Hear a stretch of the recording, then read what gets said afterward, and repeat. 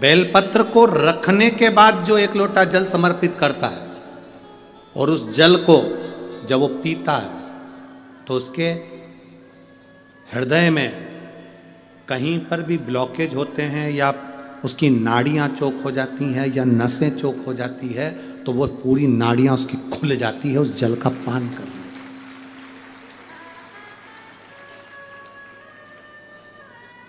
एक पत्र है,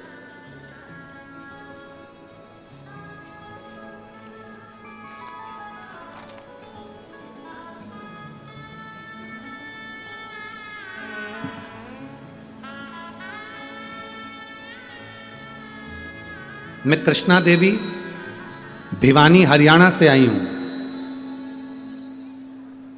मैं कृष्णा देवी भिवानी हरियाणा से आई हूं। कहीं बैठी हो तो हाथ हिला सकती हैं।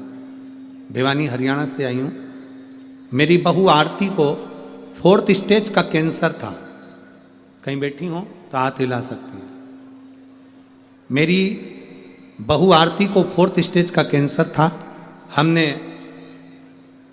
AIMS बाड़सा इजर से इलाज करवाया था। उस समय कोई भी दवाई काम नहीं कर रही थी। गुरुदेव, कहीं बैठी हो तो हाथ हिला सकती हैं। कहाँ है? अच्छा, एक बार हाथ हिलाओ इसे। हाँ ठीक है, दिख गए। दवाइयाँ काम नहीं कर रही थी क्योंकि 4th स्टेज का कैंसर था। डॉक्टर के हिसाब से बहू को घर भेज दिया गया था और इसका शरीर पूरा बेकार हो गया था। मेरी ननंद टीवी पर आपकी कथा सुनती थी। उसने एक बार हमसे जब स्वास्थ्य पूछा तो हमने उनसे पूछा क्या करें, तो उसने एक ही बात कही कि प्रदीप मिश्रा जी कथा करते हैं टीवी पर, आप सुना करो और उस कथा में वो जो शिवजी पे जल चढ़ाने का तरीका बताते हैं उस जल को एक बार पीना चालू करो।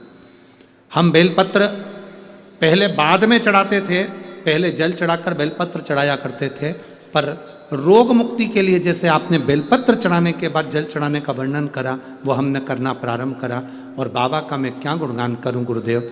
मेरी बहू के 5 से 6 बार जांच करवा ली और बाबा की कृपा से अब मेरी बहू को कैंसर पूरी तरह से समाप्त हो चुका है। मैं बाबा को यहाँ नमन करने के लिए आई।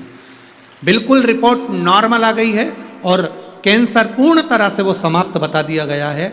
जो 4th स्टेज का कैंसर था उसमें पूर्ण तरह से आराम है। एक बार दोनों हाथ वापिस हिला दो। माँ श्री शिवाय नमस्तुभ्यम। बहू आई हैं क्या साथ में? आई हैं, ठीक है, ऐसे हाथ हिला दो बाबू। एक बेलपत्र ले जाना आप, ठीक है। अभी भीड़ ज़्यादा है पर जब भी जाएंगे मैं दे जाऊंगा, आप ले लीजिए।